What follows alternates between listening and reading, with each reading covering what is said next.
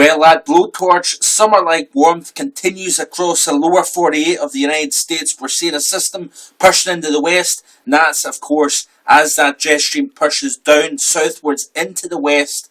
We're seeing the ridge pump over the Midwest and especially the East as well. Just outstanding warmth. I can't believe how warm we're talking here across the lower 48. These are highs across the board yesterday. Look at that there. 82 in central South Dakota. The 80s right up and down the plain states. And even if you span towards the East Coast, look at that there. DC, 81 degrees, 76 for Philly, 74 at LaGuardia in New York, and even up into Boston. Summer-like warmth across the board. Now, we are talking about a setup here that is, this is the current map of the ECMWF. You can see here, storm system pushing through.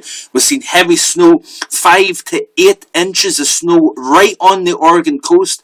I did hear a report that was the biggest winter storm for parts of the Oregon coast since 1951. So when you're talking about a major storm, major shot of cold air plunging out of the Gulf of Alaska down into the western United States, producing very heavy rain, feet of snow in the Cascades and the Olympic Mountains, and down through the Sierra Nevada of California.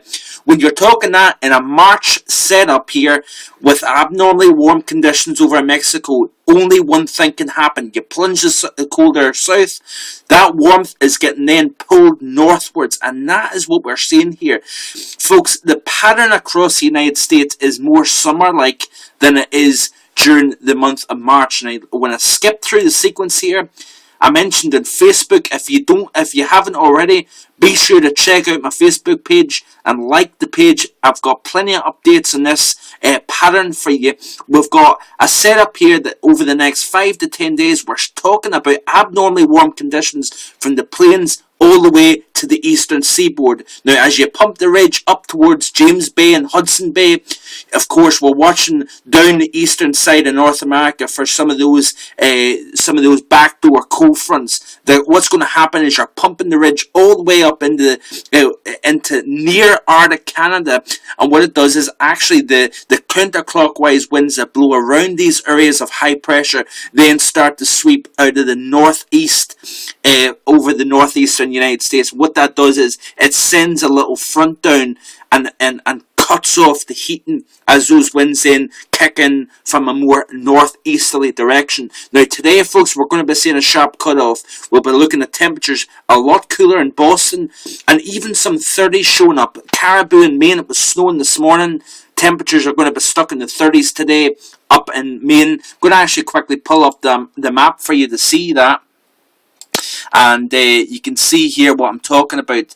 There is going to be quite a distinct temperature difference. Look at that there, 32 degrees and snow in Caribou. We're talking much cooler, 58 as opposed to the 71 in Boston. But temperatures, once you go south of Hartford, back in towards, I would reckon, New York City, you're heading for 70 degrees today. Unless that cold front, unless that backdoor front sweeps down the coastline and into the New York City area, you could be talking about temperatures slashed today. Now, down towards Philadelphia, you're talking upper 70s. Yeah, that's right, upper 70s for this time of year is the average temperatures for late May, if not early June. That is unbelievable. It really is quite outstanding, this heat wave. And folks, this heat wave is not ending anytime soon.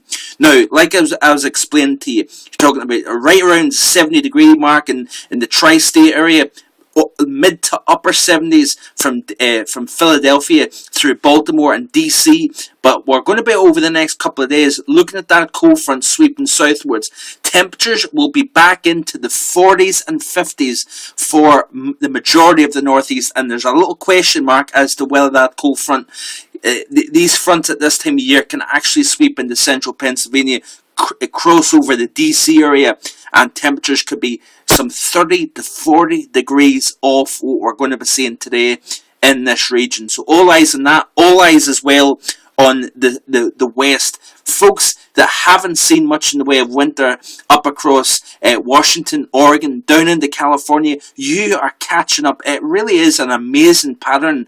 It's an exciting pattern if you're interested in meteorology. Thursday the 15th into Friday, you notice here that the systems are continuing to wrap down, pushing out of the very cold Gulf of Alaska, shooting southeastwards, and what that is doing is, like I say, is it's pumping the heat out of Mexico all the way up to the Canadian border. Now, by Saturday, we're talking about a very strong area of low pressure riding down the pipe into California. You're going to be talking about a trough that drops all the way through Southern California into the Baja region of California. A very chilly air. We could be looking at potentially snowflakes flying in Las Vegas. That's right, snowflakes in the mid part of March, while we could be looking at temperatures that are going to be smashing all-time March records over the weekend. I said on Facebook this morning that I think the heat wave may peak over the upcoming weekend.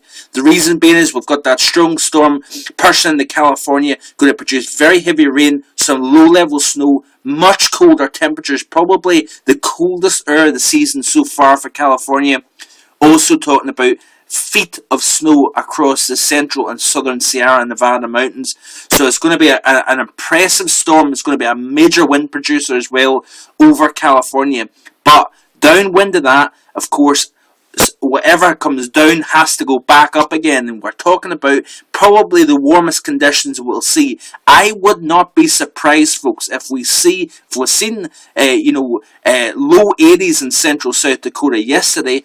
Given what I'm seeing over the upcoming weekend, it wouldn't surprise me, wait for this, that if we see close to 90 degrees Fahrenheit in South Dakota at this upcoming weekend. We are going to smash all-time records. I strongly believe that. Saturday into Sunday, you notice the trough. Look at that there. It's digging all the way in the northern Baja, California. As well as that, we're saying, look at those reds all the way up into South Dakota. 80s may push all the way up into North Dakota. We're also looking at a ridge pumping all the way up into James Bay, Hudson Bay. But like I say, we're watching the backdoor cold front sweeping into the northeast, going to slash those temperatures. But believe me, folks, Minneapolis, Chicago, Cleveland, Detroit, perhaps Pittsburgh, and up and down the I-95 corridor, with Newark being a hot spot, we are looking at 80-degree temperatures some point over the next 10 days in this region. Just outstanding. So we've got a lot to talk about across the United States. A lot of interesting weather. Keep checking back to my blog at markvoganweather.blogspot.com. As well as that on Facebook and Twitter. Keep up to date. I'm going to continue to keep you very updated with the latest information that's coming through here. Grab those shorts and t-shirts, get the bucket and spade, head down to LBI in New Jersey. Listen, folks, enjoy this weather while it lasts. April can still produce snow, and it wouldn't surprise me if once this pattern kicks out that we see a big change around. I'm not saying that we're going to be talking about a cold wave coming up, but this type of pattern this early in the season does only last for so long. But keep checking back the firsthandweather.com as well, and the team there will keep you up to date as well. Hope you have a terrific day, folks. Bye for now.